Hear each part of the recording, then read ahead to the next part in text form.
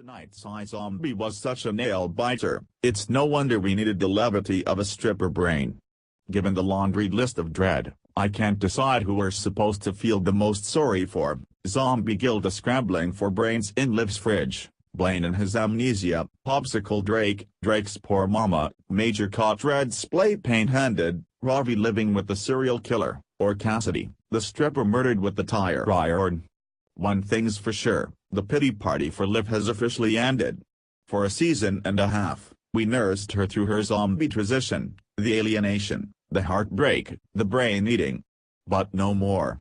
Now that she has zombie friends and frenemies and a boyfriend, hell even her BFF is down with Liv's undead status, basically everyone in her life knows about zombies except Babineaux, she's no longer alone.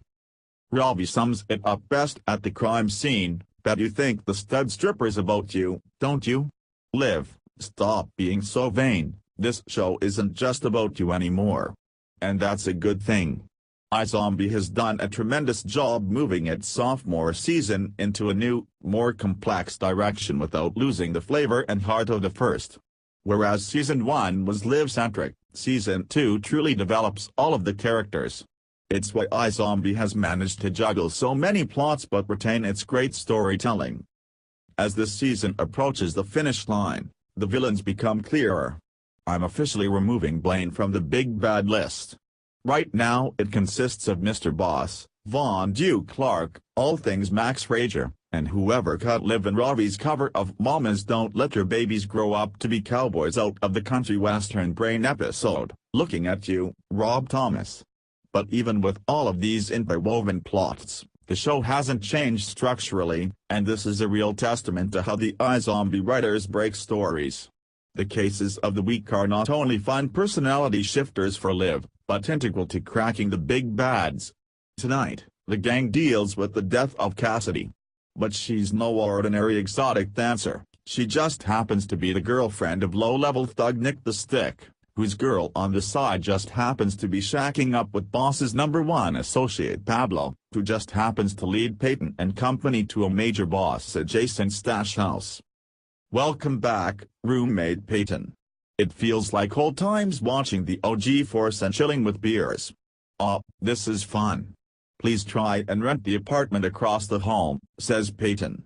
So we can be like the friends from Friends. Liv chimes in. Liv and Major have effectively shucked their Ross and Rachel routine, but we do keep getting little hints that Ravi still has the hots for Peyton, his reaction to the Major's booty call falsetto, the fact that he remembers the day Minor arrived because it was the day Peyton did, too. Isme, Ali Michalka said she was Team Ravi over Team Blaine at iZombie's WonderCon panel. But there's no time for uncomfortable romantic gestures when Peyton gets a call from Cassidy, moments before she's murdered.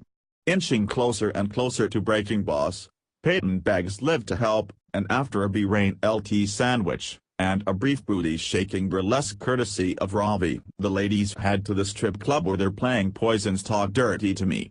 You can tell Rose McIver was having fun with this brain as she threw down with other strippers in the club and gave Peyton a lap dance to the strains of Nelly's Hot in Hair.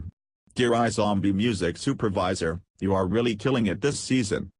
Sure, they may have slipped up when they left poor Minor the dog on a bus, but the iZombie writers would like us to know, very clearly, that Minor has been adopted by his late owner's brother.